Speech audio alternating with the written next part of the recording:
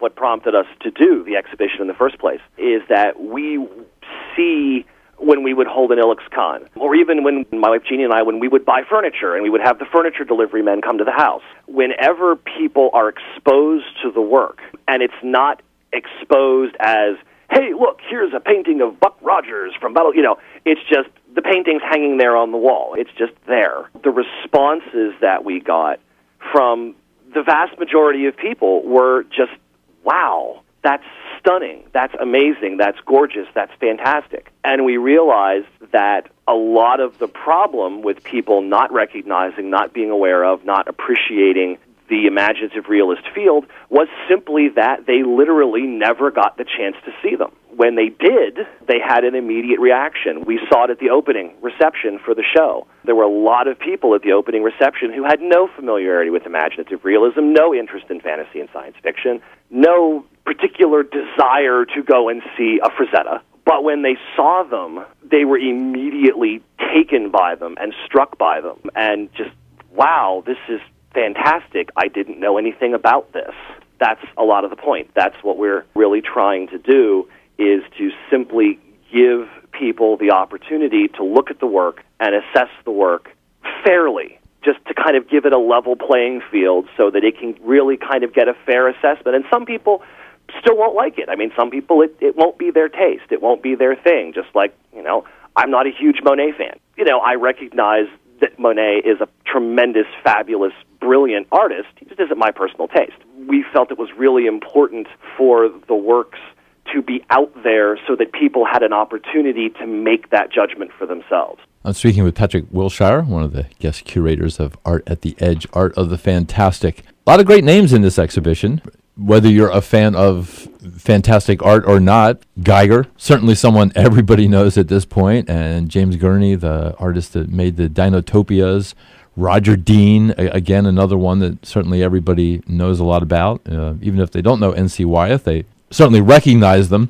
The one that got the most reaction, I kept coming back to it, and as I kept coming back to it, a new group of people kept coming up to it and remarking, and that was the remarkable painting of Little Red Riding Hood and the wolf. It was just dropping people dead in their tracks looking at it. Just a remarkable interplay between the two creatures, between the wolf and Little Red, and they kind of have polar opposite showings of the same expression, and they're intertwined together, and it was just a stunning piece of work. I don't know where it came from. I wasn't familiar with it before I'd seen the painting, but it's certainly something I'll never forget. The painting is a painting by Gabriel Ferrier, who was a French academic painter in the latter half of the 19th century. He won the Prix de Rome, he taught at the Academy with Bouguereau, and is just a tremendous example of the technical facility that those artists had. And it's also quite a large work, which also adds to its impact in the show. And we really wanted to include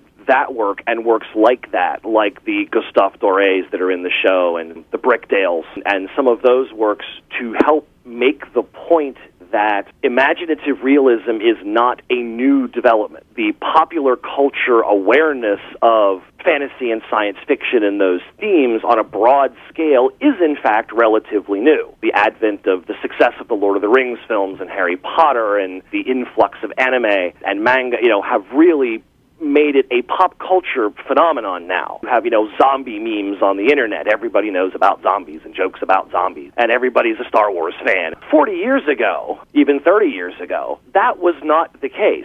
The broader popular culture was largely unaware of any of this kind of stuff going on. It was restricted really to a relatively small grouping of people. So there is this perception that as that popular culture swell has risen, that, it's brought this work about. And one of the things we wanted to show with At the Edge was that actually, no, the work does not evolve from popular culture. Popular culture finally caught up to the work after 200 years. So that's the reason why those earlier works, the 19th century works and all of the Golden Age works from, 1890 to 1930 that are in the show are so important to the show as opposed to just having an exhibition of contemporary painters, because it establishes that lineage that I think it's very important for people to be aware of when they are assessing the show.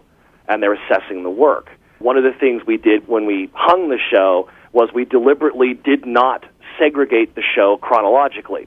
I was going to say that was one thing I really enjoyed about it, was the fact that you might have the illustration from Rime of the Ancient Mariner right next to something that was painted last year. Everything sits very comfortably next to each other. Well, thank you. That's great to hear, because that was exactly the reason for doing that, was to show that, yes, if you are familiar with the field, if you are a student of imaginative realism, sure, you can look at the works and there are enough stylistic cues that you can say, yeah, that's between 1900 and 1920, and this is the last 5 years. But just like an expert can look at an early Renaissance painting and a late Renaissance painting and say, yep, that one's early, that one's late.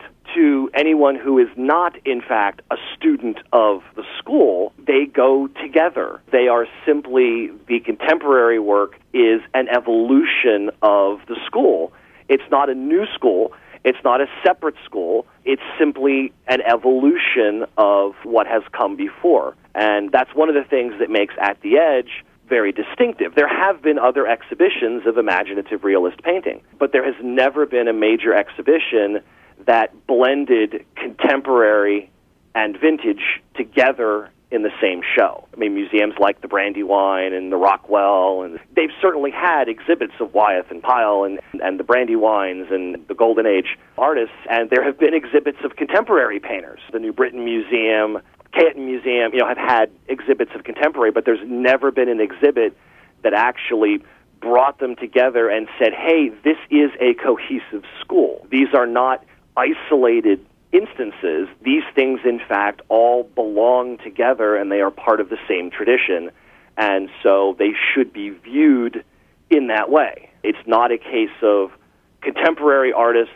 are inspired by Wyeth. It's Wyeth is, in fact, part of the same school. There were a number of artists in the 50s and into the early 60s, a number of the major imaginative realist painters during that period of time kind of sucked in more contemporary influences than they do now or did previously. They had a little more involvement with the contemporary scene. There are several artists who had successful careers, independent from their illustration or independent from their imaginative realist work, had completely successful careers, including, shows at MoMA of their abstract expressionist work. But it's always been the case of, but there had to be this split. There had to be, Richard Powers could be a major illustrator in the field